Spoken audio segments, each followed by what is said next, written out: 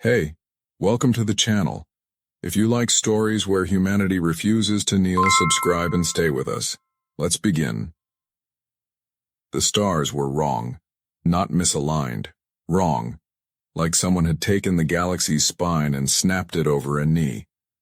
From the observation blister of the Vathul Ascendant, High Strategist Kresh watched the human colony ship, Prometheus found, tumble into the gas giant below. Its hull peeled open like burning paper. Escape pods, pathetic tin cans, flared and died in the atmosphere. Record the decimation, Kresh ordered, voice a silk blade. Catalog their screams. The archive will pay premium for primate terror. Subordinate Vathul clicked mandibles in amusement. They still use chemical rockets. Chemical. A ripple of crystalline laughter, like insects with firecrackers. Kresh's bioluminescent tendrils pulsed gold. Label them Homo fragilis, subsentient, suitable for labor pens or vivisection. The feed zoomed. A single pod had survived re-entry. It punched through cloud layers, trailing fire, and vanished into the storm. Kresh leaned closer. Track it. Planetfall, 37 hours later. Captain Elias Kane woke to the taste of copper and ozone. The pod had buried itself in a jungle of black glass trees. Outside, acid rain hissed against the hull. His left arm was gone below the elbow, cauterized by plasma shear. He stared at the stump, then at the child, strapped beside him. Anya, 8 years old, eyes too old for her face. "Still breathing?" he asked. She nodded. Didn't scream once. Kane unstrapped her. "Good. Screaming's a luxury. We're fresh out." The pod's emergency beacon blinked red. He crushed it under his boot. Outside, the jungle moved. Not wind. Hunting. Kane dragged a shard of hull metal, jagged, still hot, and carved a symbol into the pod wall. Chef Yanya watched. "What's it mean?" He didn't answer. Just handed her a flare. "Light when I say, run when I say, die only if you choose to." Vathul Hunter Squad. The leash, 6 elites. Crystalline exoskeletons, neural lances that could flay a mind in seconds. They found the pod, found the symbol, found the blood trail leading deeper. Lead hunter Scarveth touched the carving. Homo fragilis. Marks territory. A pause, like a dying animal pissing on a tree.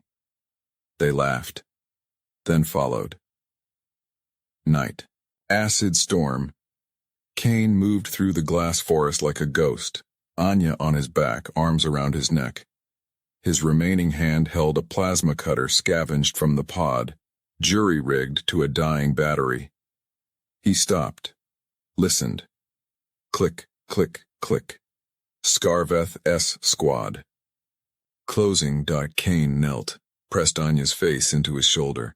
"Remember the rule," she whispered. "Pain is just the price of memory." He smiled. First time in days. Smart kid. The hunters burst through the trees. Lances ignited. Neural fire ready to burn minds to ash. Kane stood, unarmed, one-armed, bleeding. Scarveth raised a claw. "On your knees, primate." Kane spat blood. "Make me." The lance fired. Kane moved, not fast, but wrong. Like his body remembered trajectories the aliens hadn't calculated. He was inside the lance arc. Cutter ignited, sliced through Scarveth's wrist joint in a spray of violet ichor. The alien screamed, a sound like shattering bells. Kane grabbed the severed lance, reversed it, fired point blank into Scarveth's face. The hunter's head imploded. The squad froze. Not fear, confusion. Kane whispered to the darkness, "Run." Anya lit the flare, threw it into the fuel leak Kane had rigged hours earlier. The jungle detonated. Vathul command bridge. The feed cut to static, then returned, showing only fire. and a single human silhouette walking through it. Kresh's tendrils dimmed. Impossible. The atmospheric pressure alone. A new signal pinged. From the Prometheus Found's black box. Audio only. Kane's voice. Calm, dead. Tell your archive this. We're not your pets. We're the ones who taught wolves to fear fire. Static Kresh stared at the screen. For the first time in 3 centuries, the high strategist felt something cold crawl beneath its exoskeleton. It wasn't fear, not yet, but it was close. The galaxy laughed for 3 days. Humanity's last stand, a single man and a child on a death world. The Vathul Empire posted the footage galaxy-wide. Primate Delusion, Exhibit A. Kresh watched the views climb. Billions, trillions species across the spiral arm tuned in to watch the inevitable. Then the laughter stopped. Day 4. The jungle. Kane hadn't slept, hadn't eaten, had only moved. He'd built something from the hunters' corpses. Neural lances fused to glasswood. Crystalline armor melted into a jagged pauldron. Scarveth's mandible, now a dagger strapped to his thigh. Anya walked beside him, no longer carried. She held a lance too big for her, used it as a staff. They reached the leash's dropship. Intact. Kane hotwired it with a severed alien nerve cable. The engines coughed to life. Anya looked up. Where are we going? Kane's eyes were hollow. To the archive. The archive. Orbital station above Vathul Prime, a fortress of crystal and data. Home to every scream, every conquest, every species the Empire had broken. Kresh stood before the central core. A sphere of pure light. Inside, the sum of galactic suffering. The alarms began as whispers, then screams, human ship signatures. One ship. Broadcasting on every frequency, Kane's voice. Again. This is Captain Elias Kane. Humanity requests an audience. Kresh laughed, a sound like breaking glass. Open fire. The fleet obeyed. Railguns, plasma lances, singularity bombs, the dropship dodged. Not with grace, with violence. It flew like it was angry. Kane's voice returned. You catalogued our screams. Now listen to ours. Inside the dropship, Anya sat in the co-pilot seat, her hands steady on auxiliary controls. Kane's stump bled through the bandage, bandaged with alien silk. He didn't notice. On the screen, the archive, a crystal moon. Kane armed the payload. Not a bomb. A message.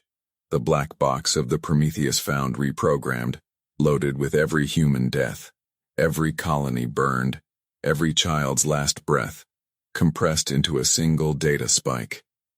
Anya asked, Will it hurt them? Kane's smile was terrible. It'll haunt them. The archive's core chamber Kresh watched the dropship breach the outer ring. Defenses failed. Shields collapsed. The ship wasn't fighting. It was ignoring physics. It crashed through the core's outer shell. Sparks. Screams. Silence. Then Kane walked out. Alone. Anya, safe in the pod, launched to the resistance. He carried the data spike like a torch. Kresh met him in the core, flanked by 100 elites. Kneel, Kresh commanded, or be unmade.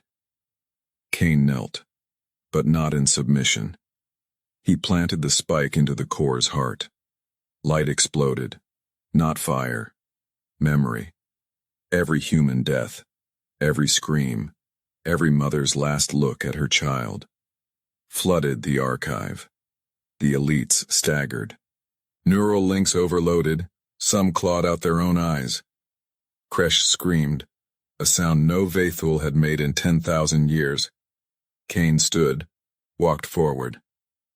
Through the light, through the pain, He stopped inches from Kresh. You wanted our screams, he whispered. Now live in them. He pressed a detonator. The core shattered. Across the galaxy screens flickered. Billions watched. Not the Empire's feed. The human one. Kane's final transmission. His face burned. Half gone. But his eyes. God, his eyes. He spoke to every species watching. We were your pets. Your experiments. Your joke. A pause. The galaxy held its breath. We're done being funny. The feed cut to black. Then a single line burned across every screen in the spiral arm. FYV Thule High Command. 12 hours later, Kresh sat alone. The archive gone. Half the fleet blind from neural feedback. The other half, whispering. About the human who walked through fire, who turned pain into a weapon, who made gods bleed. Kresh stared at its reflection in the cracked crystal table. For the first time it saw something new in its own eyes. Fear, and in the silence a sound, distant, growing. Human ships, not many, but enough. Kresh whispered to the dark, "What are you?" The answer came from the void, Kane's voice, one last time. We're the reason the galaxy will never sleep again. Everyone else saw weakness, humanity saw a reason to fight harder.